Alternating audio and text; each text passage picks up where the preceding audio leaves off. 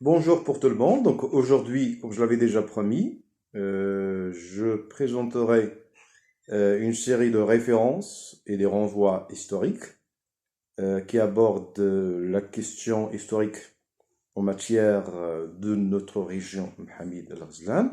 Mais bien sûr, je ne peux pas citer que l'histoire de Mohammed el-Ghazlan parce qu'il faut passer tout d'abord par l'histoire générale marocaine parce qu'on ne peut pas bien sûr faire la distinction entre le Maroc et Mohammed el-Ghazlan ou bien la région de Mohammed el-Ghazlan. Donc j'ai travaillé sur plusieurs références et je vais pas bien sûr je vais pas bien sûr citer le tout. Je vais juste me contenter de présenter quelques références qui m'apparaissent intéressantes, bien sûr, pour travailler sur l'histoire locale de Mohamed Ghazlan et sa relation avec l'histoire nationale marocaine. Donc le premier livre qui m'intéressait beaucoup, c'était le livre de Charles de Foucault, Reconnaissance au Maroc. Donc le livre a été écrit pendant un an, donc la période de 1883 à 1884. On parle surtout du 19e siècle. Mais ce livre présente vraiment des indices, je peux vraiment dire, solides, qui parlait des ethnies, qui parlait de mode de vie, qui parle sur les sédentaires, sur les nomades, et même en présentant des appellations, des nominations bien claires qui concernent les tribus ici, parce que on a jusqu'à le moment dans notre région une catégorisation, une classification purement tribale. Donc ce livre-là, Reconnaissance au Maroc, c'est un livre très intéressant parce qu'il parle de la région de Mohamed Ghazlan, mais il parle aussi du parcours que Charles de Foucault a fait en visitant bien sûr le Maroc. Il parle vraiment avec une méthode descriptive, mais en même temps, il nous fournit des informations qui concernent les paysages, les ethnies, la population, le mode de production économique et ainsi de suite. Donc c'est un livre très intéressant et qui parle surtout, durant une grande partie, de la région de Mohamed Ghazlan, en citant, comme je viens de le dire, des choses intéressantes et même des appellations locales que l'on connaît tous ensemble. Par la suite, je peux présenter le livre écrit en arabe, l'histoire sociale du drap, التاريخ الاجتماعي للدرع. Donc, le chercheur, ou bien l'écrivain, c'est Ahmed El-Bouzidi, un professeur universitaire à Fès. Donc, il est originaire aussi de la région de Zagoura, donc c'est quelqu'un qui connaît la région très bien. C'est quelqu'un qui a eu le courage de faire un travail gigantesque, je peux même vraiment dire un travail extraordinaire. Bien sûr, dans ce livre, nous n'allons pas trouver tout le temps des réponses exactes ou bien des réponses même relatives sur l'oasis de Mohamed Ghazlan, mais il a cité quand même des points réflexifs qui nous ont aidés à, bien sûr, avoir bien sûr une idée sur les étapes importantes qui ont parcouru la région. Donc Ahmed El-Bouzidi dans ce livre parle bien sûr de l'histoire, parle aussi de la question tribale, mais surtout parle de l'organisation au sein du drap. Bien sûr, en parlant des ethnies, en parlant bien sûr de la relation qui lie, par exemple, l'Orsar avec la tante dans ses versions symboliques. Donc, c'est un livre très intéressant car il a vraiment une idée générale et même extraordinaire sur la région de Mohamed Al-Ghazlan en corrélation avec l'histoire nationaliste. Par la suite, je peux présenter un livre très intéressant aussi, écrit par Gilles Leclerc, du Mogador à Beskra. Donc c'est un voyage qui parcourt le Maroc et l'Algérie en présentant bien sûr des images pittoresques, des images sur la vie sociale des gens et en donnant des informations sur les écoles, sur les différents établissements de l'État. Quatrième référence que je peux présenter, c'est les archives marocaines, publication de la mission scientifique du Maroc. Donc c'est un livre aussi très intéressant. Heureusement aujourd'hui, on peut le trouver sur Internet, on peut le télécharger d'une manière facile, sans avoir des complications. Cinquième référence, Sijil Massa et sa province, écrit par Moulay Hassan Hafidi al-Alawi. Donc ce livre-là, il parle de Sijil Massa, mais si on fait une comparaison, on trouve que nous avons les mêmes atmosphères, donc on peut puiser dans le savoir régional pour pouvoir certainement faire parler les énigmes de notre région. Sixième référence, la description de l'Afrique, donc Lion l'Africain Hassan el-Wazza, 15e, 6e siècle. Donc c'est un livre très important et très fondateur en matière de notre conception parce que il citait, ou bien il cite dans son livre, des tribus qui sont encore là parmi nous. Donc ça fait un grand plaisir de trouver les traces ethniques et même historiques de la population locale, bien sûr. Donc toujours une relation centrale avec la relation, avec bien sûr des enchaînements régionaux et même locaux. Septième référence, le Maroc avant l'occupation française, la société, l'État et la religion. C'est un livre très très important parce que il met en évidence des vérités sur le commerce, mais surtout il abordait la question de l'Afrique, les toits et tout. Donc c'est un livre très intéressant. Le Maroc avant l'occupation française. Huitième livre, Histoire du Maroc, écrit par Mohamed El-Qabli. Et bien sûr, dans ce livre, on parle de l'histoire générale du Maroc, mais il y a vraiment des indications importantes qui servent de base pour notre recherche. Je vais passer par la suite à les références que j'utilise tout le temps pour toucher un sujet historique local. Je vais commencer tout d'abord par un livre de Sigmund Freud, Totem et Tabou. Peut-être il y aura des gens qui vont me dire, ça sert à quoi d'utiliser Sigmund Freud dans la recherche historique? Mais je peux vraiment confirmer, je peux même corroborer qu'à partir de Sigmund Freud, que les choses peuvent avoir un statut différent. Ça veut dire, ça nous aide beaucoup à comprendre les détails, ça nous aide beaucoup à aller vers des questions piquantes, parce que parfois, avec les informations historiques, on reste bloqué. Avec l'inconscient de l'histoire et un travail académique comme celui-ci, ne présente vraiment la méthode, ne présente aussi une vision implicite, apte à pousser le travail de l'avant. Donc c'est un livre très intéressant, Totem et Tabou, At-Tabou wal-Haram, Sigmund Freud.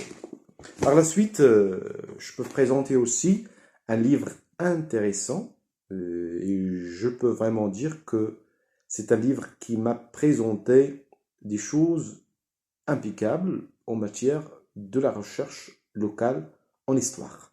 Pourquoi? Parce qu'il parle des aspects du mythe. Et bien sûr, je ne vais pas parler bien sûr d'une mythologie, mais je peux bien sûr toucher à l'aspect mythique que nous avons ici. Et bien sûr, quand je parle du mythe, je parle certainement des mausolées des saints, je parle de la tradition orale, je parle des manifestations qui puisent leur quintessence dans la mythologie locale, je peux vraiment la nommer par cette nomination. Donc ça, c'est en matière d'un parcours, je peux vraiment dire théorique, mais qui aide beaucoup à ce que nous puissions bien sûr comprendre le soubassement de cette pensée. Aussi, ici j'ai un livre, La poésie populaire au drap. Donc c'est un livre écrit par un chercheur local. Un chercheur local, c'est juste pour le localiser, géographiquement parlant, mais il s'agit vraiment d'un chercheur qui a présenté un livre extraordinaire. Donc c'est Moulay Mustafa Dafadi. Donc c'est quelqu'un qui fait partie de la région du Drap, c'est quelqu'un très connu par tout le monde ici, et il présente vraiment une étude analytique sur la poésie populaire. Ça aide beaucoup parce que on se base aussi dans notre travail sur la poésie. Par la suite, un petit livre, mais c'est un livre très très puissant en matière des informations fournies, de Taha Mutawakkil, c'est quelqu'un aussi qui fait partie de la région, donc c'est un autochtone, comme bien sûr Moulay Mustafa Dafali. Min al-Khayma ila al-Qasr, de la tente au palais, donc il parle un petit peu de cette relation entre le nomadisme et bien sûr la situation sédentaire de la population locale. C'est un livre très très très important aussi. Par la suite, nous avons Camille Doulz, donc c'est un Français, explorateur français, qui a parcouru la région de Dakhla, surtout le Sahara de Dakhla. Donc le livre s'intitule 5 mois chez les morts, Khamsat Ashhur Lad al-Bidan. Donc c'est un livre qui parle de son expérience avec les nomades morts ou mauresques. Donc il s'agit vraiment d'une aventure à partir de laquelle on découvre avec lui bien sûr des informations sur les tribus, sur leur mode de vie, sur les dromadaires, sur les tentes, sur la présence de la femme et son rôle dans la société mort chez les Bédanes. Donc c'est un livre traduit, bien sûr il était en français, je l'ai trouvé dans ses versions arabes, mais c'est un livre aussi très intéressant car il nous aide bien sûr à compléter le puzzle de l'énigme de l'histoire locale. Nous avons aussi le livre de Marmoul Karbarkhal, en arabe, l'Afrique. Donc dans ce livre-là, on trouve des informations intéressantes, particulières, détaillées sur Mohamed Al-Ghazlan. C'est-à-dire, c'est un livre qui parle vraiment, une petite parlée qui cite la description détaillée de la région de Mohamed Al-Ghazlan, bien sûr, au 15e et 6e siècle. Ici aussi, j'ai un livre, Études Sahraoui, la société, le pouvoir et la religion, écrit par un universitaire marocain, Al-Rahal Bourik. Il est issu de la région de Tintin, je crois. Donc, il nous présente vraiment la relation qui lie le Sahara marocain, bien sûr, avec les différentes dynasties, en passant par le fondateur de la pensée maghrébine. C'est un livre aussi très intéressant. C'est un livre qui regorge de données très, très, très, très fortes en matière de l'histoire locale, régionale et même nationale. J'ai travaillé personnellement sur cette référence-là parce que à un moment donné, j'étais obligé de travailler sur l'État saadien. Donc ce livre-là, c'est un livre tiré, je crois, du doctorat de Abdel Stitou. Donc c'est un professeur à Agadir, d'histoire bien sûr et de civilisation. C'est un livre très intéressant parce que lui, ça se voit très bien à travers son écriture, qu'il a des potentialités intellectuelles et historiques très très très importantes. Une chose qui m'a beaucoup aidé à comprendre mieux les fondements de l'État saadien dans la région du Drame et surtout dans la région de Mohamed Al-Ghazlan. Par la suite, je peux parler c'est en arabe, le capitaine George Spillman. Donc je parle du capitaine George Spillman. Donc, ce qui donne à ce livre, bien cette référence, une force extraordinaire, c'est que le capitaine a passé par là. Donc, ce n'est pas seulement une description académique liée à des études faites ici et là. Donc, lui, il était un homme de terrain. Donc, il a, à travers, bien sûr, les traductions qui lui étaient présentées par le traducteur Abbas, donc il a pu vraiment faire une description magnifique. Donc lui, on dirait qu'il connaissait la région plus que les autochtones même. Donc c'est vrai qu'on ne peut pas saisir ce qu'il veut vraiment dire d'une manière extraordinaire si on ne revient pas à la tradition orale, mais quand même, il nous aide à avoir des informations importantes pour, bien sûr, établir je peux vraiment dire, un statut autonome de l'histoire locale. Donc, pacification du Dra, les Aïtata, donc les Aïtata, la grande confédération que tout le monde connaît. Donc, c'est un livre très très intéressant. Et d'ailleurs, j'ai deux autres références qui appartiennent au même auteur, sont des références très importantes. On va les voir par la suite dans un certain moment donné.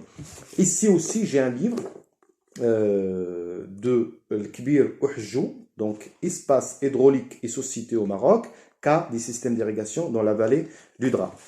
On ne peut pas, bien sûr, lire ce livre sans trouver des ouvertures sur l'histoire. Donc, il y a tout le temps un attachement très fort entre l'histoire, bien sûr, locale et l'histoire de l'irrigation et de l'eau d'une manière générale. Par la suite, nous avons Al-Maghrib Abra al-Tarikh, donc le Maroc à travers l'histoire. Donc, c'est un livre général qui parle sur le Maroc en général, qui appartient à Brahim Harakat, donc c'est très connu, tout le monde le connaît, et il parle vraiment des choses intéressantes qui nous aideront certainement à trouver ce que l'on veut d'une manière académique, d'une manière méthodique.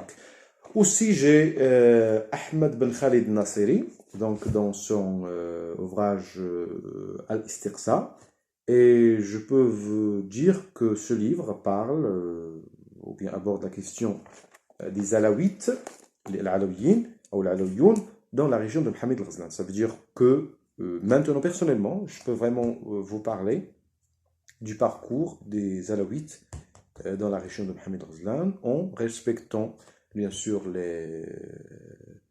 toutes les parties du parcours et aussi en étant capable certainement de présenter des dates historiques très claires et très concises. Donc, pour ne pas tarder sur ces points-là, donc j'avais essayé pendant cette vidéo-là de présenter quelques références historiques qui parlent de cette relation qui lie l'histoire du Maroc en général et l'histoire bien sûr marocaine à Mohamed al-Ghazlan. Merci beaucoup.